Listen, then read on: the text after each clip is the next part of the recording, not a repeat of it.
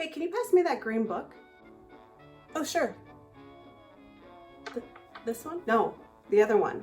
What, are you colorblind? Oh, actually I am. But girls can't be colorblind. Yeah, they can be. So like, do you see like a dog? No. No. How do you even get dressed in the morning? But your makeup always looks so nice. So what colors can you see? What color's that? What color's that? What color's this? So like, can you drive? You probably shouldn't. Like, can you even see traffic lights? Well, how do you tell the signs apart? What color's this? What color do you see here? So can you like see in the dark? What color's that? Is it like you're always in a black and white movie? Well, actually I can see color. What color's this? What color do you see here? Did you know you can't be like a pilot or firefighter or police officer or an electrician? I'm just gonna go. Even a bomb diffuser. Hi everyone. Today is going to be quite a different video than I normally do, but before I start, I just want to say two things. One, it wouldn't be my videos if my neighbors weren't literally moving or doing yard work. So if you can hear the leaf blower in the background, I apologize. Two, I'm only speaking on my own experience, my own opinions, basically what I see through my own eyes. I am not speaking on behalf of all of the color deficient community. My reenactment at the start may seem like it was exaggerated, but I can tell you personally, it's not. When people find out I am color deficient, I just know automatically that it's going to start the game. What color's this? What color's this? What color's this? And I'm going to be asked millions of questions that seem really stupid, but for some reason, people are curious. Probably the most annoying is women can't be color deficient. So color deficiency is genetic. It affects the X chromosome. XY, the X would have to have that gene, and that person would be color deficient. XX, both X's have to have that gene for that person to be color deficient. So yes, women can be colorblind. I don't know where that rumor started from. I don't know how it is such a common piece of stupid knowledge. Color deficiency can affect people differently. There are different types, but then within those types, they're still mild to severe. So even if you do have the same type of color deficiency as someone else, you still might see things completely different. Colorblind is actually supposed to be referred to as color deficient because it's very rare for someone to be completely colorblind. I actually had an uncle who was black and white colorblind, but that type is very rare, and most people who are color deficient can in fact see color. But like me, they have a hard time distinguishing between light colors. I was deemed colorblind at a very young age. I was coloring my Ninja Turtles green and brown and blue, and I couldn't tell the difference between most of them. I also used to be obsessed with this show called Pappyland. Hey, Sonny! Don't you know what time it is? And there was this guy, Pappy Druitt, who would color and you could follow along on TV. And I loved to watch it in the summer at my grandparents' cottage. They had this really old dial satellite TV that only had like 3 channels, and Pappyland was one of them, so I was always super excited. He used to have this great set of crayons that were perfectly sharpened and they didn't have any paper on it. So I wanted to be just like Pappy. So I took all of my paper off my crayons, sharpened them up, and then realized I need that paper to tell me what color the crayons are. Some other questions I'm usually asked: how do you get dressed in the morning? One leg at a time. How do you do your makeup? How do you pick out clothes? How do you do all that? How do you do it? So with costuming and sewing, it's quite a challenge, especially for my channel, because I am trying to use only thrifted material, only thrifted fabric to create the looks I'm making. So a couple of things I do when I'm thrifting, or if I'm looking for notions or anything like that for projects, is I have a book that has all my scrap material, stuff that I've used or stuff that I'm planning on using. I'm big on planning my projects out so I know what I'm going to be doing, and it really helps because those little swatches of fabric, I can bring them with me and I can match that up with buttons, match that up with thread. I can even match that up with other fabric if I need to. That book I'm going to show in a future video, but definitely bringing scraps of fabric with you to the store so you can actually match them up. Another thing I do, which everybody does, but it kind of sucks, is I ask. So I make sure I go to those stores that I am comfortable talking with the staff, because that's what the staff is there for. They're there to help out your customers. So if I go up to them and say, what color is this? They should be able to just answer that question. I still get a lot of strange looks sometimes, which is kind of ridiculous if I'm asking like, sorry, what color is this? And they're red.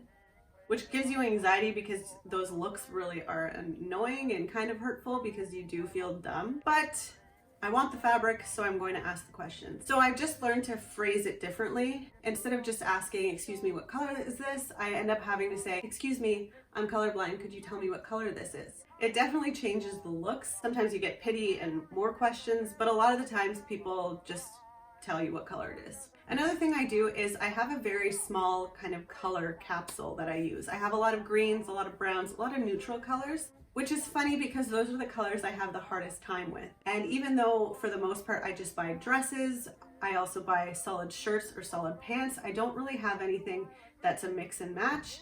If it does have a floral print or any other print on it, it's usually the whole thing of that. It's not something that I'm matching, you know, pink here to a pink stripe up here.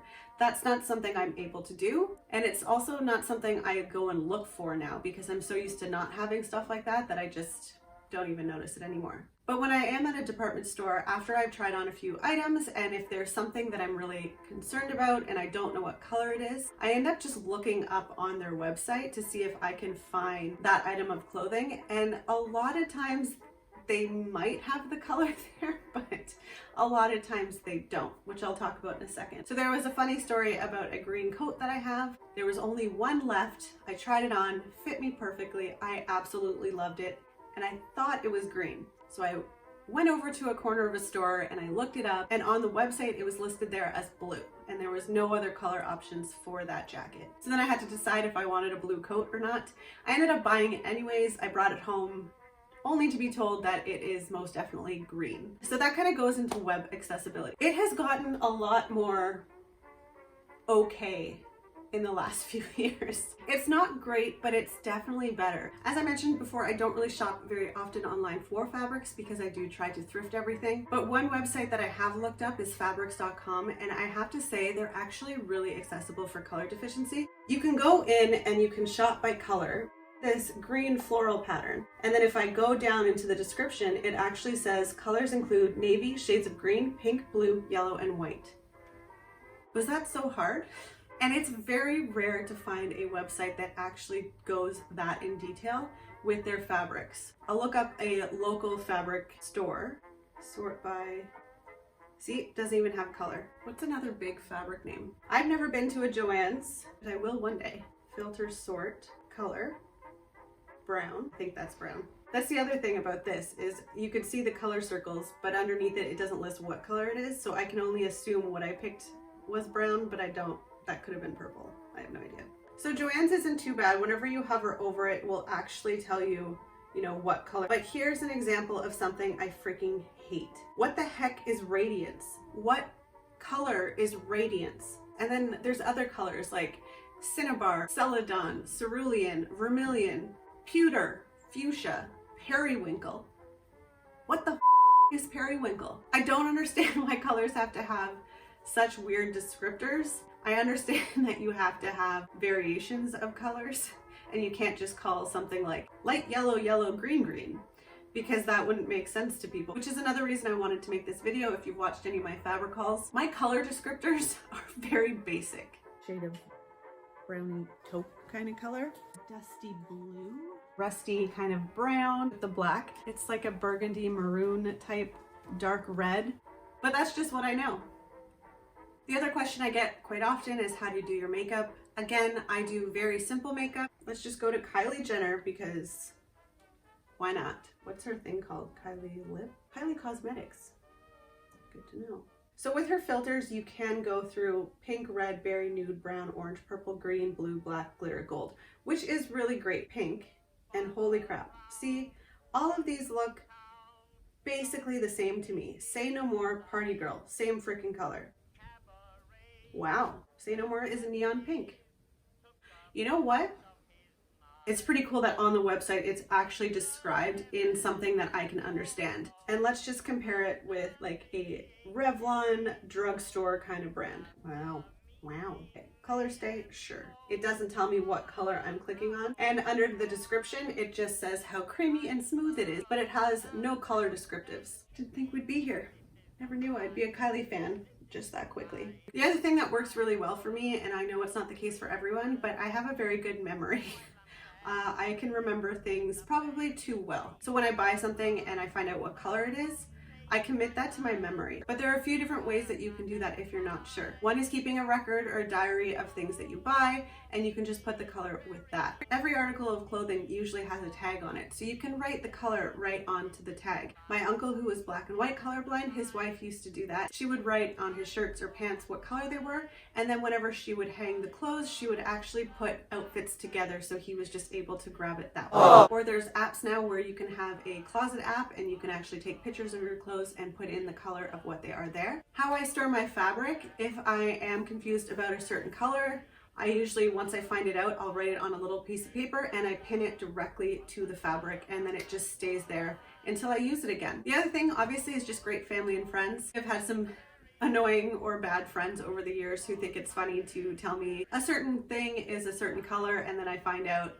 possibly years later that it wasn't that color. So that's not really fun, and it's really annoying and slightly rude. So just don't do that. Another thing that wasn't really helpful as a kid growing up, but even in college and university, was how much color is associated with certain things. Apple is red. Well, the first time I saw a yellow apple, I had no idea what was going on. With graphs and charts, pie graphs, colors representing different portions, and me not being able to tell what color is what. Even now, for my fellow YouTubers, the analytics graphs are super confusing to me. It will have all these lines and each one represents a video, and then down below it, it will actually say, you know, the maroon bar is this video. Cool, but I don't know which one maroon is. And then people ask, why don't you use the colorblind glasses? But they don't realize that I think the stat is it's only like works on 30% of people. I could be wrong with that number, but it's very low. And for the most part, it only enhances brightness. Not like glasses from Minority Report that you're putting it on and it's gonna be like, this is green, this is blue, and have little pointers and colors are gonna show. It's not like that. So even putting those glasses on might make a person even more confused, because now you just see a different shade or a different brightness and you still don't know what color that is. So it's not always beneficial, but it can be for a lot of people. Personally, I just feel like it might make me even more confused, and I'd rather just kind of do what I know. Another thing I found and I am a part of is on Facebook, there are a bunch of different groups that have friends, family, or just people who are color deficient. And it's fun to read other stories. Some of them are very funny, some of them are a little bit more sad, some of them are looking for insight or help or ways to cope. And it's really great to talk about it because you get to see different ways that other people cope with it. How I bring, you know, my fabric swatch book. Other people have possibly a different way of doing that. But all in all, it's something that I've grown up with and I've just kind of gotten used to it. I have developed different strategies that make it easier for me to continue sewing, continue to dress the way I'd like to. And honestly, I think the people that make a bigger deal about color deficiency are people who actually can see color. I like to joke that I am Crayola confused, especially when you were wearing green and blue for the longest time ever, not realizing that those don't go together. But also, it's kind of cool to find out about things like that after, and then realize that maybe somebody did think because I was wearing a blue shirt and a green sweater, maybe other people thought it was weird, but nobody actually told me. Which is good, but also bad, I guess. But at the same time, who cares? If you want to wear whatever color you want to wear it. That's the great thing about costuming, that's the great thing about fashion, is most of the stuff is up for interpretation. If you're making an exact replication, then yes, you have to be more exact, but for the most part, sewing and costuming is more of a recreation, and you can put your own creativity and your own spin onto things, which I think that's kind of why I fell in love with it so much, is because there is so much freedom in fashion and sewing and makeup and anything like that, that you don't have to be stuck with not being allowed to wear green and blue together or black and brown together. If you are also Crayola confused and you have some tips and tricks that you find work best for you, please let me know down in the comments. I would love to hear those. Thank you so much for watching, and I will see you on Monday for my next sewing video. That's enough talking. What color do you see here?